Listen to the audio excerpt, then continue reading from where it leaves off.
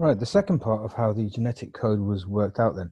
So we looked at the work of Nirenberg in the previous video, and what he did, he got an E. coli lysate. So this is E. coli which have been broken up, so you just got the cells are no longer intact, all the enzymes and ribosomes and everything is in there.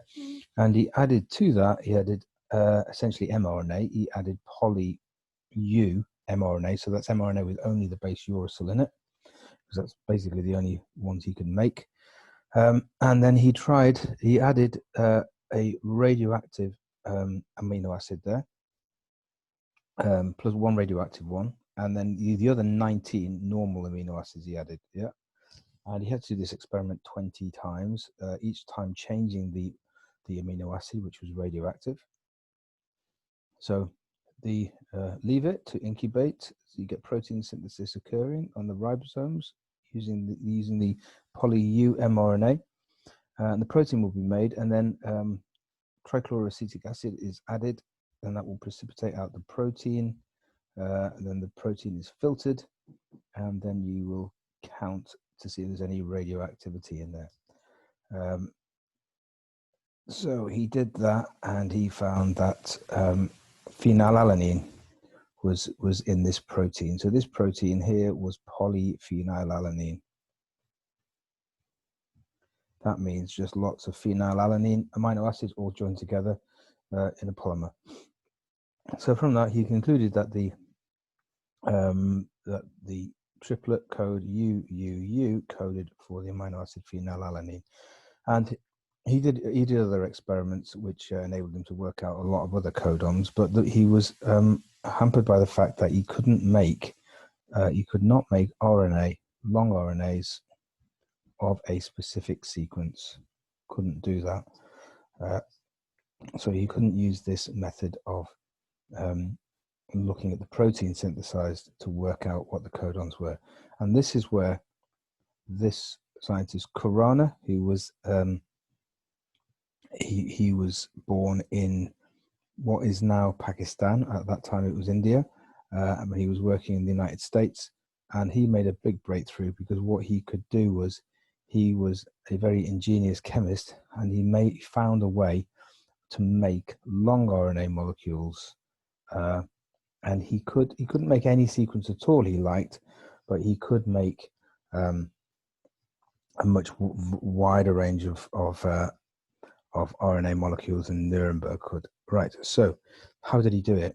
Well, he got DNA, and it was quite a bit easier to make DNA than RNA at that time. So you got a DNA, double-stranded DNA, and he could make it. He could make repeats. So if you look here, you've got lots of AG repeats. Okay, and you could do it with, that's a dinucleotide repeat. You could do it with 3. You could do it with 4, and you could just keep on repeating that.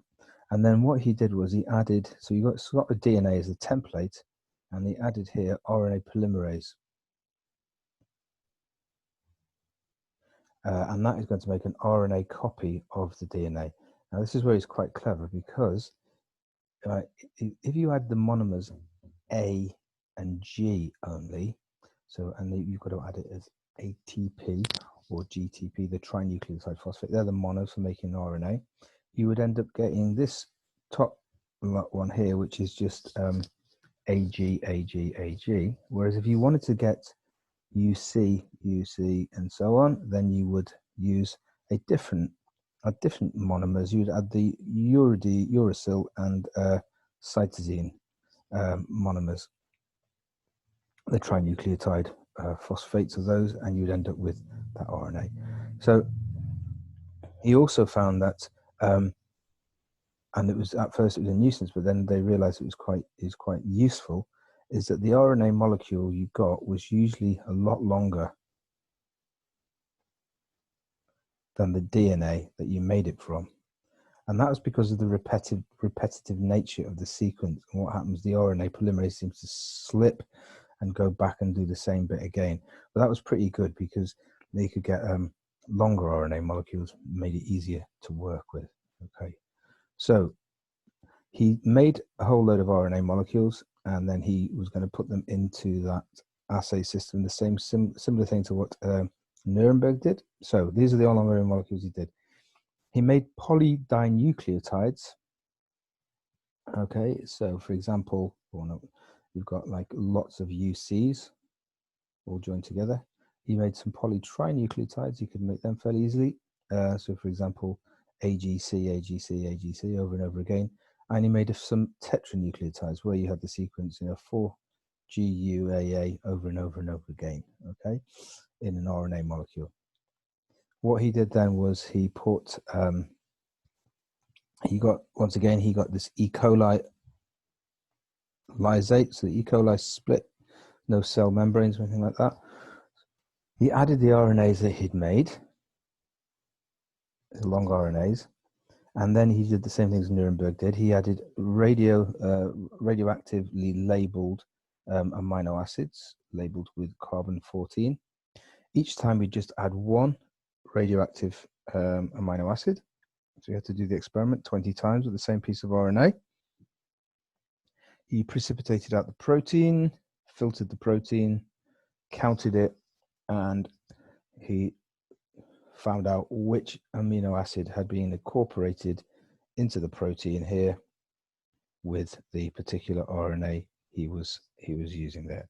So, and in this way, he actually he confirmed a lot of Nirenberg's work, and he also showed what the stop codons were. So it was 64 codons, and of course one of those is a start codon, and there are 3 which are stop codons, which will stop translation occurring. Okay, so let's have a look at the dinucleotide. Now, if you look at the dinucleotide there, you can see here you can end up with 2 different triplets, UCU, and that will code for serine, and CUC, which codes for leucine. So when he added the dinucleotide repeat, he got a protein which is alternating serine, leucine, serine, leucine. Okay, so that confirmed that in that case, the codons for serine and leucine. He did a whole variety of different dinucleotides, worked out some other codons.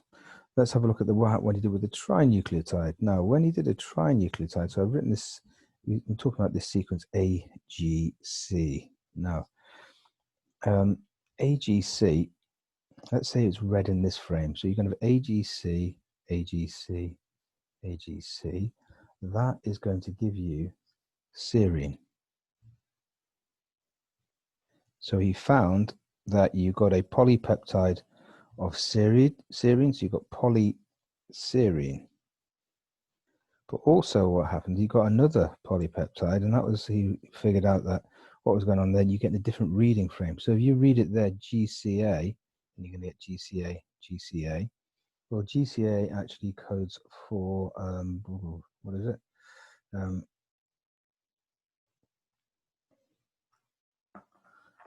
GCA, let me have a look. It codes for GCA, aspartic acid, okay?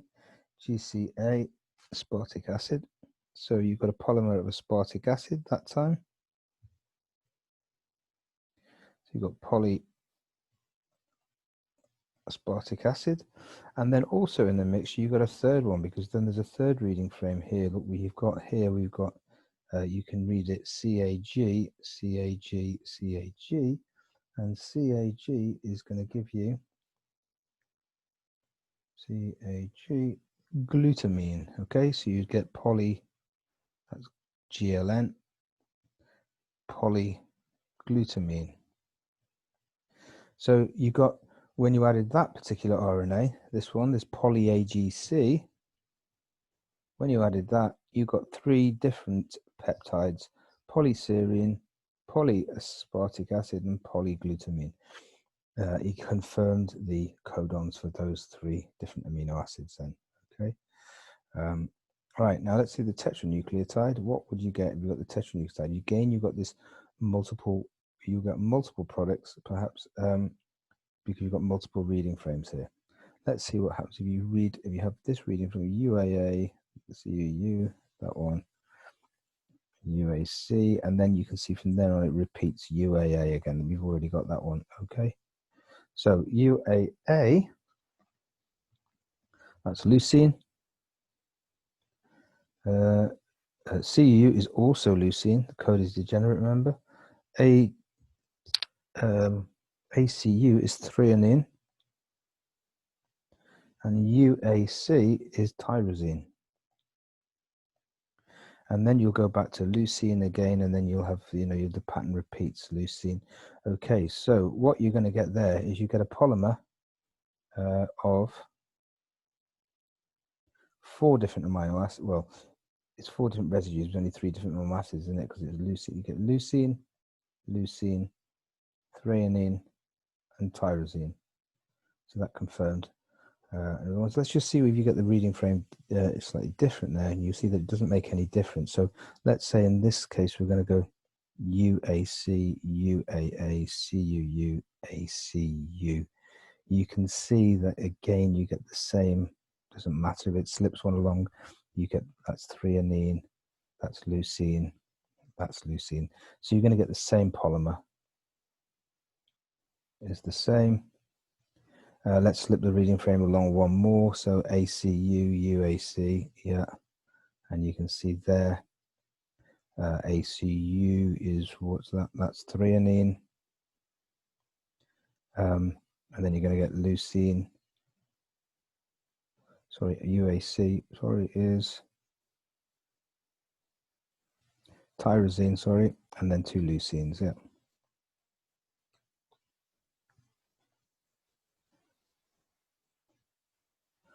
Tyrosine, leucine, leucine, back to threonine.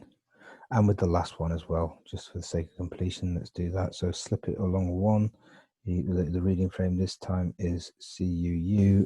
Okay, yeah, you can see you're going to get the same polymer every time with just 4 amino acids in the polymer. Now, perhaps more interestingly, that just confirms stuff that had been known already. More interestingly, when he used this particular tetranucleotide repeat, he didn't get a polymer. He only got tripeptides. Now, you may be able to guess why that is the case, because one of the triplets there actually codes for, is actually the stop codon. There are 3 stop codons. I've drawn them here. And this one here, this one is the one that we're interested in. So let's have a look. If we look in the first reading frame, so we've got GUA, AGU, AAG, and look, then here we've got this one, which is a stop codon. So we're just going to get a tripeptide, and the tripeptide there would be, I think that one's valine, serine, and lysine. And if we change the reading frame, we think things will just slip along one. So I'll just do it once here. So you go to there. So we're reading the triplets like this now. So UAA, right? That's we've got another one there. So that's a stop codon there, and we've got another stop codon there. So we're just going to get this tripeptide again. So AGU is the serine, that one's lysine, and that one's valine. So you get the tripeptide of valine, serine, lysine all the time. Tripeptide, you don't get a polymer, you don't get a protein, if you like. And that showed one of the stop codons. Similar experiments showed the presence of the other stop codons. So that was how the genetic code was worked out. Nirenberg, Khorana, and they shared the Nobel Prize in 1968, I think it was. And they also shared it with a third person whose name escapes me, who discovered, Toulmin, I think, who discovered the structure of transfer RNA. Okay.